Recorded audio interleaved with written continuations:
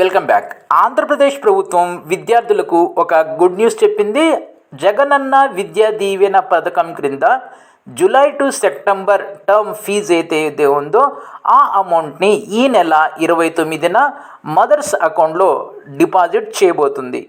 అయితే ఈ amount deposit చేసిన తర్వాత వారం నుండి 10 రోజుల లోపల కాలేజీలకు స్కూల్స్కి ఏదైతే ఫీజు డ్యూ ఉందో ఆ మొత్తం పే చేయవలసినదిగా ప్రభుత్వం తెలియజేస్తుంది.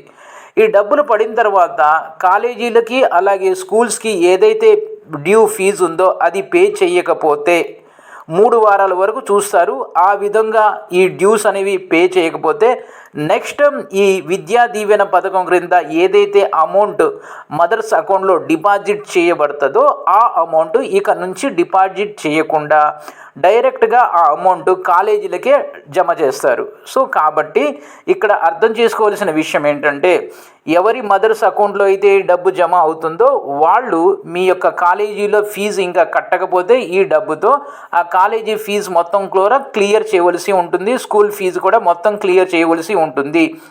ఇలా కాని పక్షంలో నెక్స్ట్ టర్మ్ మీకు ఈ జగనన్న విద్యా దీవెన పథకం క్రింద డబ్బులు మీ అకౌంట్లో పడవు. ఈ విషయాన్ని అర్థం చేసుకోండి. సో కాబట్టి 29న డబ్బులు అకౌంట్లో పడతాయి. 29 నుంచి ఒక 10 రోజుల పాటు టైం ఇస్తారు.